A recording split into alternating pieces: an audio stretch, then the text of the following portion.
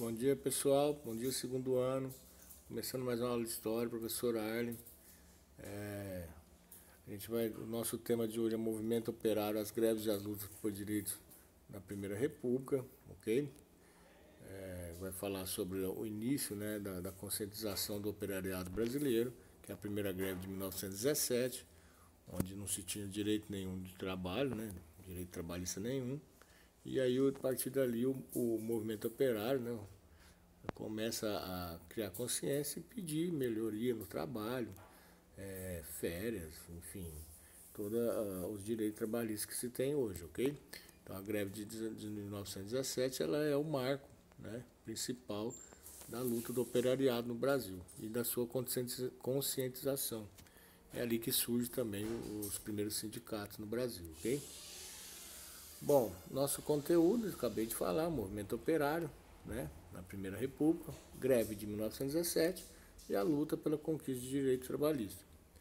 Nosso objetivo, compreender a relação das greves operárias e as conquistas de direitos. Quer dizer, você tem que compreender que nenhum direito trabalhista caiu do céu no Brasil, ok?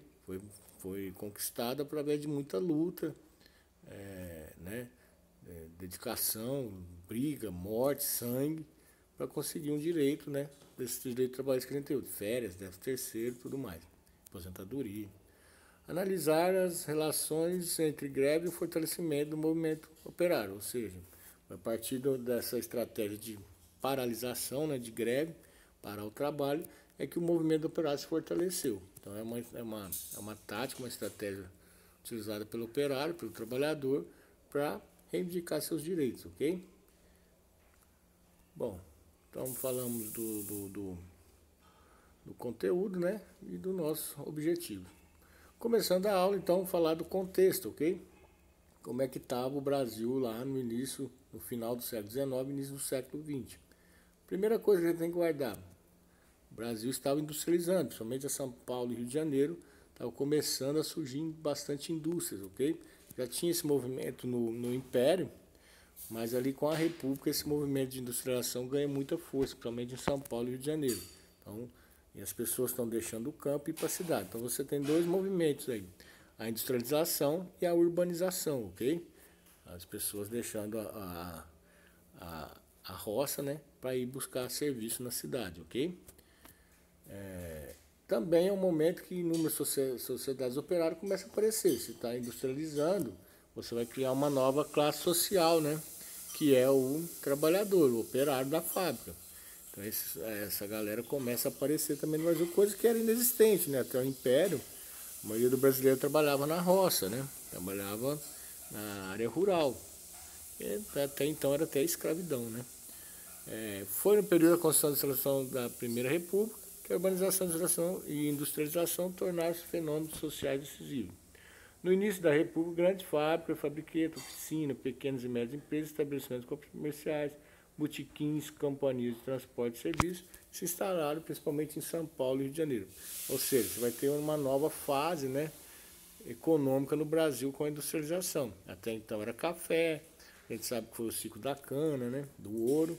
Café, com o dinheiro do café, que os empresários paulistas conseguiram através da venda do café, eles financiaram a indústria em São Paulo, ok? Então a primeira coisa que a gente tem que guardar nessa aula é uma mudança, ok, na sociedade brasileira com indústria e urbanização. Aqui são umas fotos, né? Pode ver, ó, bonde elétrico chegando em São Paulo, né? Aqui, ó, você tem o tanto de fábricas, né? Isso aqui é tudo indústria lá do Brás, ó, na região do Brás ali, ok? Do Bresser, enfim, da Moca. Aqui, ó, essa indústria aqui é do Crisco, que é onde aconteceu a greve de 1917. Ela começa nessa fábrica aqui e se espalha para o Brasil inteiro, ok? Então aqui é só um momento de fotos, né, de imagens, para vocês terem a noção de como é que era a época, ok? Condições de trabalho. Por que o operário vai, logicamente, fazer greve, ok? Muito está ligado a condições de trabalho, a condições de vida e o custo de vida. Condições de trabalho, instalações fabricadas precárias, deu para ver nas fotos aí, né? Não eram de excelência. Ventilação, iluminação deficiente, excesso de pó, poluição industrial. Então, assim, o trabalhador brasileiro ficava muito doente dentro da fábrica, porque ela não tinha muita janela, né? E ali era muita circulação de pó, de poluição. Então, era muita doença respiratória o trabalhador brasileiro tinha. Espaço apertado entre as máquinas provocava acidentes graves ou até mesmo fatais. Então, assim, não tinha muita preocupação com segurança, né? Vocês vão ver nas fotos daqui a pouco. Não tinha EPI, não tinha capacete, luva, nada. Era o cara com a roupa dele. Enfim, uma hora o braço prendia na máquina. Enfim, acidentes eram comuns, ok? E baixo salário, custo de vida alto. Quer dizer, você trabalhava de 10 a 12 horas, como não tinha leis trabalhistas, né? Então você combinava com o patrão o tanto de hora que você ia trabalhar. Aí se o patrão achava que você tinha que trabalhar mais, você trabalhava, né? Não ganhava hora extra, nada. Então você ganhava pela hora trabalhada só e era o que você levava para casa. Geralmente os trabalhadores todos deviam, né? Porque o dinheiro não dava. E o custo de vida era alto, aí fica mais alto por causa da Primeira Guerra Mundial, que o Brasil passa a fornecer alimentos para o mundo inteiro, né, na guerra, e aí os alimentos aqui no Brasil ficam caros. Então a inflação fica alta, o salário baixo, já é o início do estopim para a greve estourar. Ok? Aqui é uma foto de uma fábrica, para vocês terem noção. Olha a quantidade de crianças que trabalhavam, ok? Mulheres, crianças. Por que mulheres e crianças? Porque a criança ganhava metade, né, do salário de um adulto, e a mulher ganhava uns 60%, ok? Crianças também, elas cabiam debaixo das máquinas, tá vendo? Porque as máquinas, elas são muito juntas, então colocava as crianças para pegar os algodão que caía da máquina. Geralmente, né, sofria um acidente aí, era esmagado e tal. Então, assim, percebe, ó, que é mal iluminada, dá para ver a poeira, ó, dentro da fábrica, né? Não tem uma aspiração, não tem uma circulação de ar, enfim. É uma condição sofrível, né? Agora, comparando com as de hoje, ó, a mesma aqui é uma indústria têxtil, né? Do início do século XX, em São Paulo. E aqui é uma atual, ó. Olha a diferença que vocês viram. Limpa, sem poeira, né? Trabalhando com todo cuidado, tudo, né? Não tem espaço na máquina para você sofrer acidente, é lógico que pode acontecer, mas é muito menos provável, ok? Então só preciso fazer uma contextualização aí. Bom, agora a gente vai falar de condições de trabalho, assim, vamos trabalhar com fonte histórica, ok? Então isso aqui foi tirado relatos, né, dos trabalhadores da época. Condições de trabalho, ó. Assistimos ontem a entrada de cerca de 60 menores às 19 horas, na sua fábrica da Moca, bairro de São Paulo. Essas crianças entrando aquela hora saem às 6 horas, então entrou às 19 horas da noite, né, 7 horas da noite, saiu 6 horas da manhã no outro dia. Então, você vê que não tinha contrato de trabalho nenhum, criança trabalhava à noite, mulher virava à noite e tal. Trabalhavam, pois, 11 horas a fio, em serviço noturno, apenas com descanso de 20 minutos.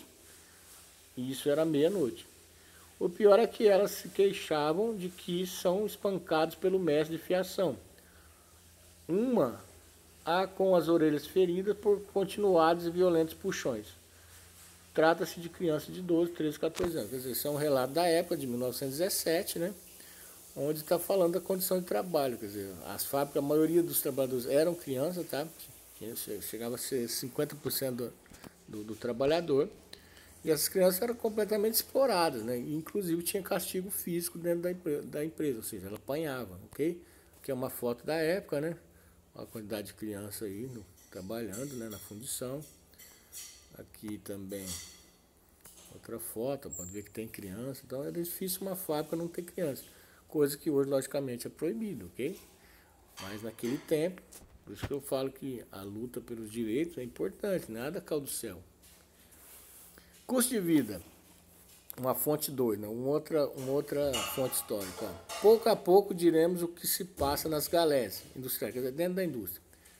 E para começar, damos hoje algumas notas sobre a fábrica de tecido de algodão de Ipiranguinha, a pequena distância daqui, em São Bernardo. A tecelagem é numa sala com 4 janelas e 150 operários.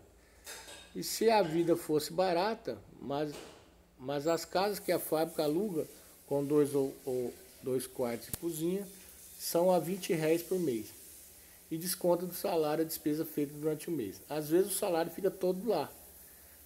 Se por isso o operário precisa de dinheiro para pagar a casa, a fábrica empresta, ficando um crédito sobre o futuro salário. Ou seja, ganhava tão pouco que não mal dava para pagar o aluguel, mais comer, vestir e tal.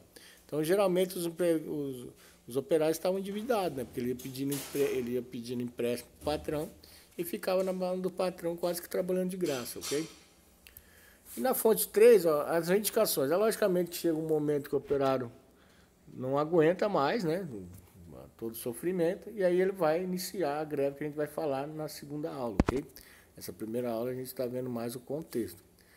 Então, vamos ver essa fonte aqui. Tendo o movimento de São Paulo repercutido imediatamente nessa capital, a Construção Civil declara-se em greve geral, reclamando o seguinte do diário da construção: adoção do jornada de 8 horas de trabalho, iniciando às 7 e terminando às 16, com 1 hora de almoço.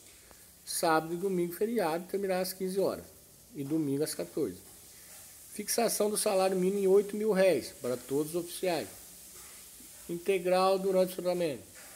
As horas extraordinárias serão pagas em dobro. Abolição completa do trabalho de menores de 14 anos. Então aí você percebe que já tem um monte de reivindicação novas que não existia até então. Então dá para tirar a conclusão que menor trabalhava, né? Não tinha hora para trabalhar, trabalhava o dia inteiro, a noite inteira, e ganhava-se pouco. Então aqui são as reivindicações que, logicamente, o patrão não vai aceitar, ok? E vai pôr a polícia para bater nessa gente. Ao colocar a polícia bater, a greve vai estourar no Brasil inteiro e vai haver um monte de quebra-quebra, principalmente em São Paulo, no Rio. E aí a gente vai falar isso na próxima aula, ok? Enquanto eu queria mostrar essas 3 fontes aí, porque a gente vai fazer um trabalho sobre ela. 12 minutos de vídeo. Vamos lá. Aqui, ó, são 3 questões que aparecem no material do Estado que vocês têm que responder agora. Baseado em quê? Baseado nessas 3 fontes que eu mostrei para vocês. Eu vou colocar elas em PDF aí no chat para vocês, né? Se não abriu o PDF, professor, não abre, não sei o que, não sei o que. Essa aula está gravada, é só você, o quê?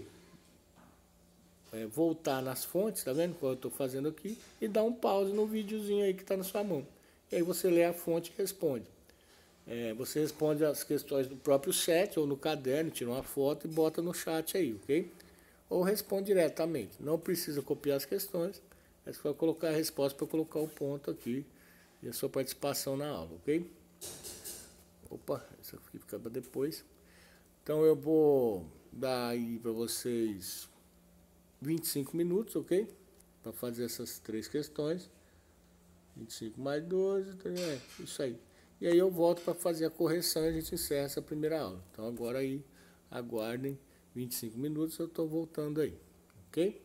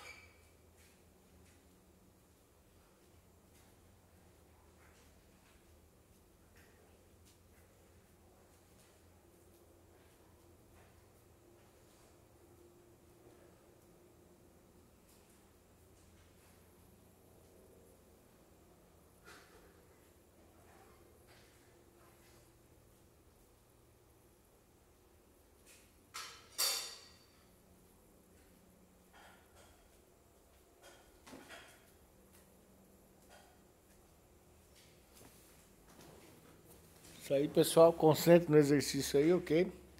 Leiam esses três documentos históricos aí, a fonte 1, a fonte 2 e a fonte 3, e cada uma aí tira uma resposta aí para vocês, ok? Daqui a pouco eu volto para corrigir.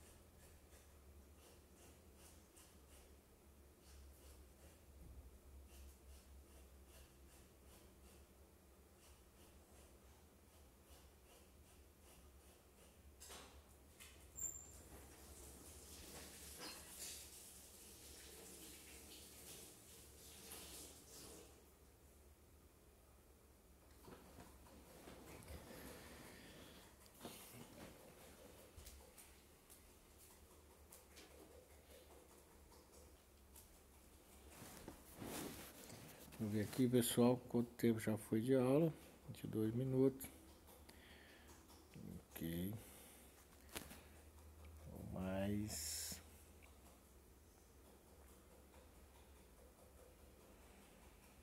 10 minutos, ok? Lembrando que façam a resposta aí no chat, ok? Ou passa no caderno e tira uma foto e bota no chat aí, em PDF, né?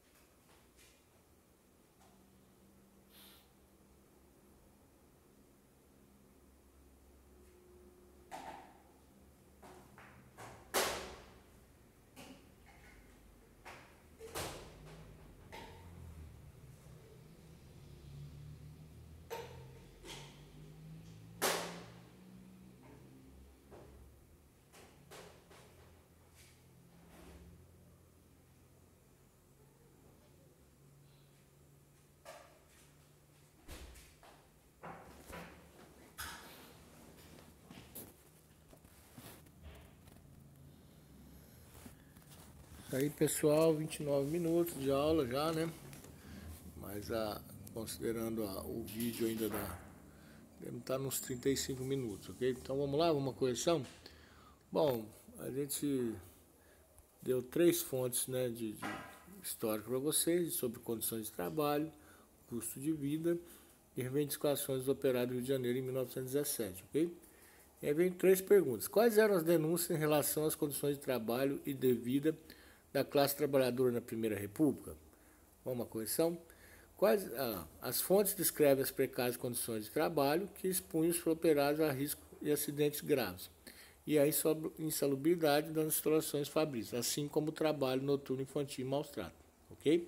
Então as denúncias eram condições de trabalho, risco de acidente grave, insalubridade, quer dizer, perigo de poluição, produto químico e tal, assim como trabalho noturno, infantil, né? E maus tratos, que logicamente a molecada apanhava nas fábricas. Ok? Então quem respondeu assim está certo. Além do trabalho, quais outras formas de exploração eram empregadas em relação aos operários? Outro aspecto observado era a exploração em relação aos aluguéis, transformando a família operária em refém da própria fábrica, já que comprometia salários futuros com a despesa cotidiana. Ou seja, além do trabalho, quais outras formas de exploração? O cara explorava na necessidade do trabalhador. Como pagava muito mal, às vezes ele não conseguia pagar aluguel, né? Ele emprestava dinheiro e, logicamente, o cara ficava devendo para a firma. Então, trabalhava sempre devendo, ok? E aí comprometia seu salário futuro, despesas cotidianas, quer dizer, basicamente o cara depois tirava na comida, né? Para poder pagar o patrão, ok? Quais eram as reivindicações dos operários do contexto da greve de 1917? Aqui sim nós estamos iniciando a falar da greve, já deu um início nela, né? Que é as reivindicações. Por que eles pararam? Por que 100 mil trabalhadores paulistas pararam na cidade de São Paulo em 1917, ok? Quer dizer, não foram trabalhar enquanto as reivindicações não fossem atendidas.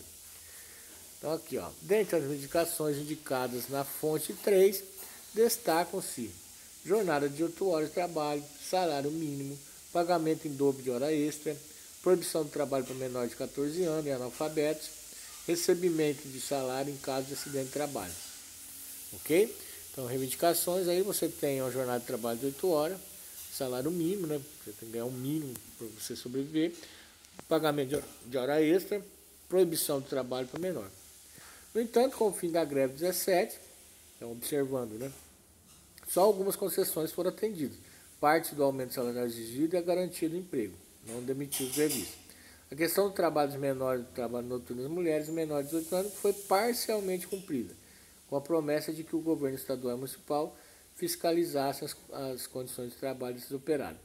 Um aspecto importante da greve foi o início de um pensamento de organização dos trabalhadores enquanto classe. Ou seja, a parte da molecada e das mulheres, assim, não foi tão cumprido, ok? Cumpriram mais assim o aumento salarial e a garantia de emprego. Assim, nós não vamos mandar ninguém embora e tal.